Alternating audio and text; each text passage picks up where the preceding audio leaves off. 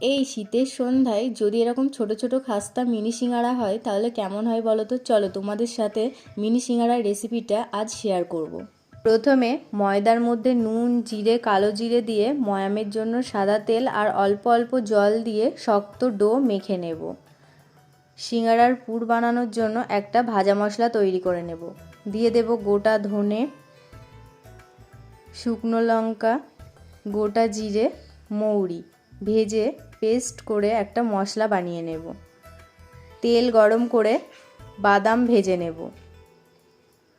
বাদাম ভাজা হয়ে গেলে তেলের মধ্যে দিয়ে দেব গোটা জিরে, আদা, কাঁচা লঙ্কা বাটা, স্বাদ মতো লবণ, হলুদ গুঁড়ো দিয়ে মশলাটা ভেজে নিয়ে দিয়ে দেব সেদ্ধ করা আলু। আলু দিয়ে সব কিছু ভালো করে মিশিয়ে আলুর পুর তৈরি করে নেব। দিয়ে দেব ভাজা বাদাম, ভাজা মশলা, দিলেই তৈরি আমাদের আলুর পুর।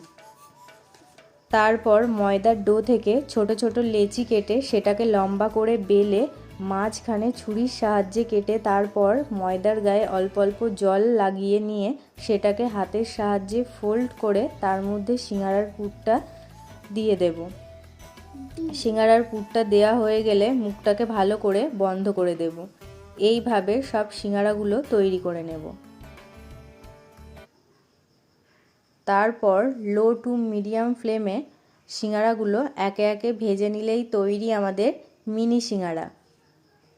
খেতে খুব ভালো হয়েছিল। ভিডিওটা ভালো লাগলে কমেন্ট করে জানিও। যারা চ্যানেলে নতুন তারা চ্যানেলটা সাবস্ক্রাইব করে একটা লাইক করে দিও।